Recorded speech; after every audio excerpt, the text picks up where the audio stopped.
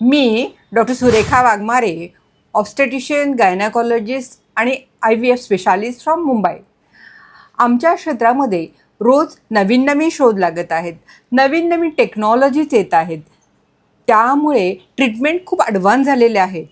म्हणून मी प्रत्येक स्त्रीला खात्री देऊ इच्छिते की ती आई होऊ शकते, फक्त तिने योग्य ट्रीटमेंट घेणं आणि त्यामध्ये सातत्य राखणं ह्याची गरज आहे. आज आपण युट्राईन पॉलिप, युट्राईन फायब्रॉईड, युट्रसचं सेप्टम, युट्रसच्या कॅव्हिटीमध्ये असलेली जाळी म्हणजे अशरमॅन सिंड्रोम आणि इतर कारणं की ज्यामुळे मूल होत नाही, त्या कारणांबद्दल आज आपण डिटेलमध्ये बोलणार आहोत. आत्ता आपल्या सर्वांना माहिती आहे की ही युट्राईन कॅव्हिटी किंवा पिशवीची ही जी कॅव्हिटी आहे ती किती इम्पॉर्टंट आहे.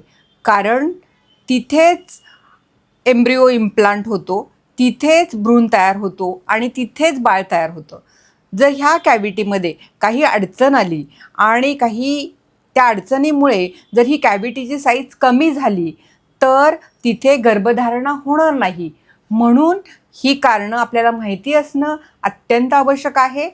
कारण जर असं कारण असेल, एक्झाम्पल पॉलिप आहे, फायब्रॉईड आहे किंवा सेप्टम आहे, तर ते जर आपण डायग्नोज केलं आणि त्याची ट्रीटमेंट घेतली तर ती स्त्री प्रेग्नंट राहू शकते. आमच्या प्रॅक्टिसमध्ये इन्फर्टिलिटीच्या पेशंटमध्ये मॅक्झिमम केसेस किंवा कॉमन केसेस ज्या दिसत आहेत त्या आहेत युट्राईन पॉलिपच्या.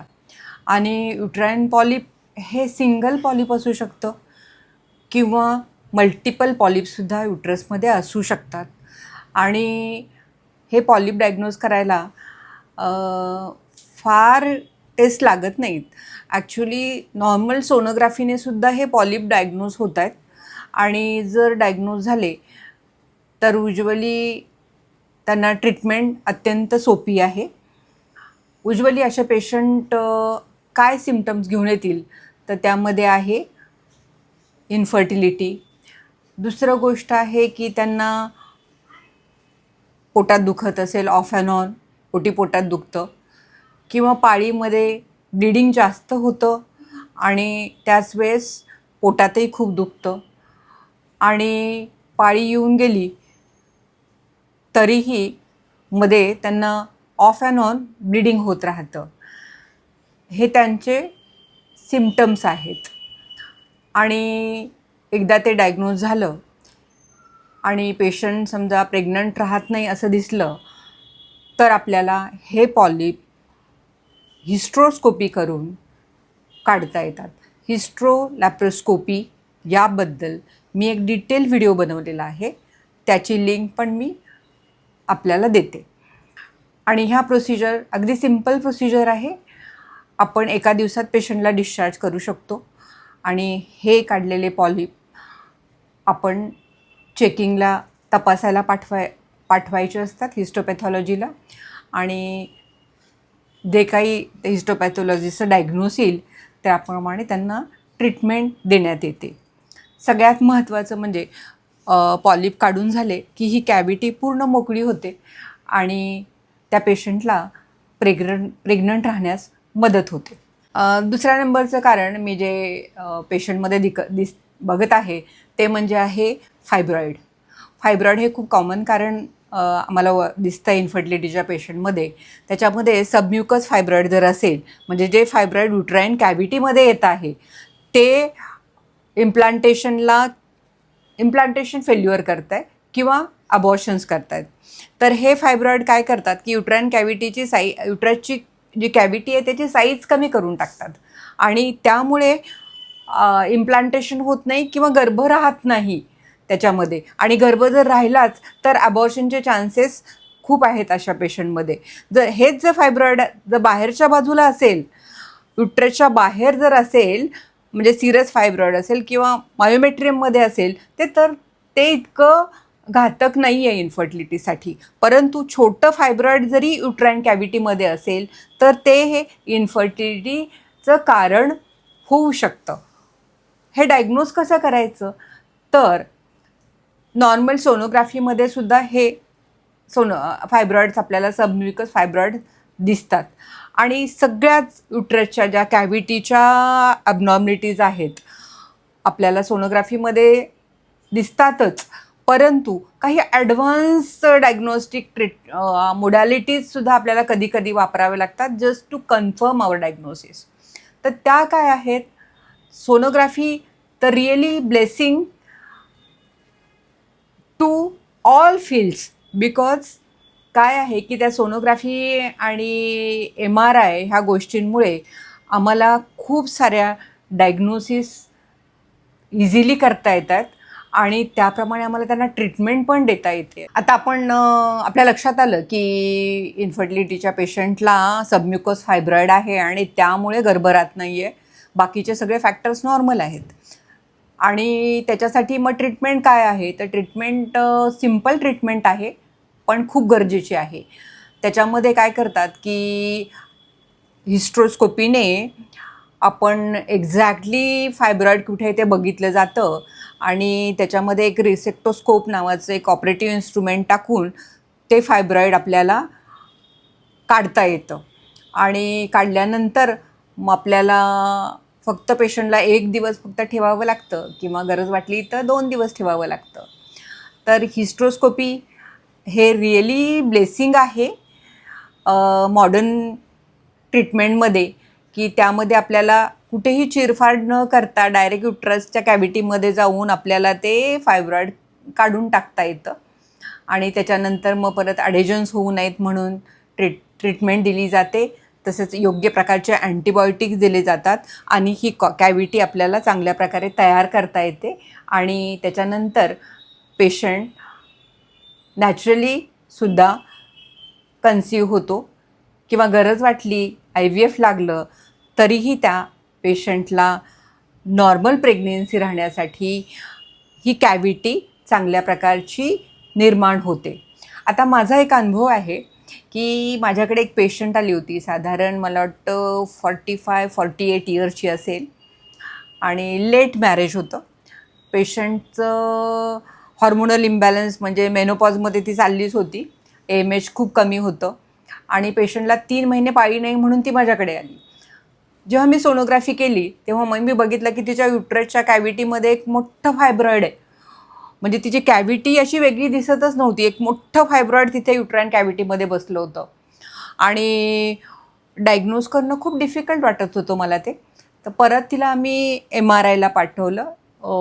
MRI केल्यानंतर लक्षात आलं की तिथे युट्राइन कॅव्हिटीमध्ये एक मोठं फायब्रॉइड आहे.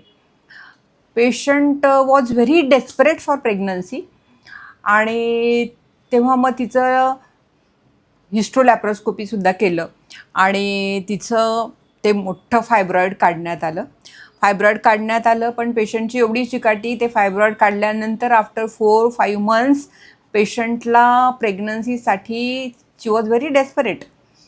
तर तिचं IVF करण्यात आलं आणि लकीली ती पहिल्याच IVFमध्ये कन्सीव्ह झाली आणि ती फुल टर्मपर्यंत गेली. सांगायचं काय की जर समजा कितीही मोठं फायब्रॉइड युट्राइन कॅव्हिटीमध्ये असलं तर ते काढलं आणि योग्य ट्रीटमेंट जर घेतली तर पेशंट डेफिनेटली प्रेग्नंट राहू शकतात. तर जसा फायब्रॉइड असतील आणि आपल्याला डॉक्टरांनी काढायला सांगितलं तर ते जरूर काढा. पण हां, जर समजा फायब्रॉइड बाहेर असेल, बाहेरच्या बाजूला असेल तर असे फायब्रॉइड नाही काढले तरी चालतात. कारण मी असेही पेशंट बघितलेत की अगदी मोठे मोठे फायब्रॉइड आहेत पण ते आउटसाईड युट्रस आहेत आणि पेशंट नॉर्मलीसुद्धा त्या पेशंट कन्सीव्ह झालेले आहेत, त्यांना 2-2 डिलिव्हरीज झालेल्या आहेत आणि काही प्रॉब्लेम नाही आला त्यांच्या ह्याच्यामध्ये प्रेग्नन्सीमध्ये आणि डिलिव्हरीमध्ये. फक्त त्या फायब्रॉइडची साईट कुठे आहे, म्हणजे फायब्रॉइड कुठे आहे हे फार महत्त्वाचं आहे. म्हणजे युट्राइन कॅव्हिटीमध्ये असेल तर काढूनच टाकलं पाहिजे, छोटं असलं तरी. बाहेरच्या बाजूला असेल तर कितीही मोठं असलं तरी we can try for normal pregnancy, कारण कॅव्हिटी त्याच्यामध्ये हॅम्पर झालेली नसते. आणखीन एक कारण मला प्रॅक्टिसमध्ये दिसत आहे कॉमनली, त्याच्यामध्ये आहे की युट्रसमधल्या वेगवेगळ्या अनॉमलीज, त्याच्यामध्ये सेप्टेड युट्रस, बायकॉर्नट युट्रस इत्यादी. आता हे अनॉमलीज बघण्याच्या अगोदर हे अनॉमलीज होतात कशा ते आपण बघू. त्याच्यामध्ये काय असतं की 2 प्रकारच्या ट्यूब्स त्याला म्युलरियन डक्ट्स म्हणतात. त्या म्युलरियन डक्ट्स अशा एकत्र येतात आणि त्या फ्यूज होतात आणि त्याच्यापासून हे गर्भाशय तयार होतं आणि बाजूला ह्या दोन्ही ट्यूब्स तयार होतात. जेव्हा ज्या डक्ट्स आहेत त्या एकत्र येतात तेव्हा मधलं जे वॉल असते ती नॅचरली डिझॉल्व्ह होऊन जाते किंवा निघून जाते आणि अशा प्रकारची कॅव्हिटी तयार होते. परंतु काही कारणाने ती वॉल नाही गेली तर इथे असा सेप्टम राहतो मध्येच पिशवीच्या. मग हा सेप्टम छोटा असेल, मधीपर्यंत असेल किंवा पूर्ण सर्व्हिसपर्यंतसुद्धा असू शकतो. त्याला आपण म्हणतो सेप्टेड युट्रस. म्हणजे हे युट्रस हे 2 भागामध्ये डिवाईड होतं आणि नॅचरली असे पेशंट प्रेग्नंट राहणं खूप डिफिकल्ट होतं आणि जर प्रेग्नंट राहिले समजा तर अबॉर्शनचे चान्सेस पण खूप असतात. तर असे सेप्टम काढणं खूप गरजेचं असतं. युजली असे पेशंट आमच्याकडे येतात रिपीटेड अबॉर्शन म्हणून, म्हणजे 2-4 वेळा अबॉर्शन झालेले आहेत त्यांचे आणि कारण कळलं नाही. आणि जेव्हा आपण कारण बघतो किंवा आपण 3D सोनोग्राफी करतो आणि त्याच्यामध्ये दिसतं आपल्याला की त्या मुलीला सेप्टम आहे. तर हा सेप्टम आपल्याला काढणं खूप गरजेचं असतं आणि त्याच्यासाठी सुद्धा एकदम सिम्पल ऑपरेशन आहे. ते पण हिस्ट्रोस्कोपीने केलं जातं आणि हिस्ट्रोस्कोप आपण त्या पिशवीमध्ये घालतो आणि तो पडदा कट करून टाकतो पूर्ण आणि ही नॉर्मल कॅव्हिटी तयार होते. तर जर समजा डॉक्टरांनी सांगितलं की पिशवीमध्ये पडदा आहे आणि त्याच्यामुळे जर सतत अबॉर्शन होत असतील किंवा प्रेग्नन्सी राहत नसतील तर ह्या ऑपरेशनमध्ये काही धोका नाही आहे. सिम्पल ऑपरेशन आहे. सांगितलं तर आपण जरूर करून घ्या. आता दुसरी ही झाली आपण कॉमन ॲनॉमली. आता आणखीन काय काय ॲनॉमलीज असू शकतात. तर समजा हे एक ट्यूब तयारच नाही झाली तर आपल्याला होतं युनिकॉर्नेट युट्रस. म्हणजे हे फक्त एकच ट्यूब आणि ही अशी कॅव्हिटी, म्हणजे छोटं युट्रस तयार होतं. कधी कधी काय होतं की त्याला युनिकॉर्नेट युट्रस म्हणतात. कधी कधी इथे फक्त ही जी भिंत असते त्याला थोडंसं आतमध्ये असं डिम्पल असतं, त्याला आपण आर्क्वेट युट्रस म्हणतो. आणि कधी कधी असे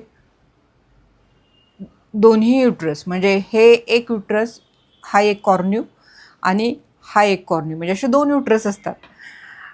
डायडेल्फिस म्हणतात त्याला. असे 2 युट्रस असतात आणि त्याच्यामध्ये एक वजायना असते, 2 सर्विक्स असतात. अशाही केसेस मी बघितलेल्या आहेत. ह्याच्यातली एक इंटरेस्टिंग केस मी अगदी माझ्या प्रॅक्टिसच्या सुरुवातीला बघितली होती. पेशंटला 2 मुलं होती आणि ती माझ्याकडे आली होती ॲबॉर्शनसाठी. आणि मी जेव्हा तिचं ॲबॉर्शन केलं तेव्हा तिला 2 युट्रस असल्यामुळे मी एका युट्रसमध्ये DNC केली आणि दुसऱ्या युट्रसमध्ये प्रेग्नन्सी तशीच होती. आणि नंतर मी परत सोनोग्राफी केली, अंडर सोनोग्राफिक कंट्रोल. परत ती MTP करण्यात आली. पण तेव्हा मी बघितलं की अशा 2 युट्राईन कॅव्हिटी असलेल्या स्त्रियासुद्धा त्यांना माहीत पण नसतं आणि त्यांना 2 नॉर्मल डिलिव्हरी पण झालेल्या आहेत. आणि पेशंटलाही तोपर्यंत माहीत नव्हतं आणि 2 डिलिव्हरी झाल्या तर डॉक्टरलाही माहीत नव्हतं. कारण ही एक छोटीशी गोष्ट आहे, कारण ती पेशंट ह्या युट्रसमध्ये प्रेग्नंट राहायची आणि डिलिव्हरी व्हायची. आणि तिचं बॅड लक म्हणा की जेव्हा ती MTPला आली तेव्हा ती दुसऱ्या युट्रसमध्ये प्रेग्नंट राहिली होती. कधी कधी काय होतं की दोन्ही म्युलरियन डक्ट्स येतात एकत्र, परंतु त्यांचं फ्युजन खूप लेट होतं आणि मध्येही हलकीशी मोकळी जागा राहते. म्हणजे इकडे एक युट्राईन कॅव्हिटी आहे, इकडे एक युट्राईन कॅव्हिटी आहे आणि मध्ये असा खड्डा आहे 2 युट्रसच्या मध्ये. तर त्याला आपण बायकॉर्नेट युट्रस म्हणतो. मग दोन्ही कॉर्न्यू आहेत, परंतु हा जो ट्रायंगल आहे तो नाही आहे. कळलं? तिथे इथे असा म्हणजे डीप आहे, त्याला बायकॉर्नेट युट्रस म्हणतात. दोन्ही कॉर्न्यू आहेत, युट्राईन कॅव्हिटी आहे, परंतु इथे डीप आहे आणि ती कॅव्हिटी छोटी आहे. कधी कधी अशा पेशंट कन्सिव्ह होऊन जातात परंतु अशा पेशंटला चान्सेस असतात की त्या लवकर डिलिव्हरी होतील, म्हणजे 6व्या-7व्या महिन्यात त्या डिलिव्हरी होऊ शकतात. तर अशा पेशंटला जर समजा 2-3 वेळा किंवा 1-2 वेळा त्यांचं 6व्या, 7व्या, 5व्या महिन्यात जर ॲबॉर्शन झालेलं आहे, तर अशा पेशंटला सुद्धा आपण लॅप्रोस्कोपीने हे दोन्ही हॉर्न एकत्र बसवून ही कॅव्हिटी चांगल्या प्रकारची तयार करू शकतो. आणि ह्या सगळ्या ज्या युट्राइन ॲनॉमलीज आहेत त्याच्यामध्ये डायग्नोज करणं अत्यंत महत्त्वाचं असतं.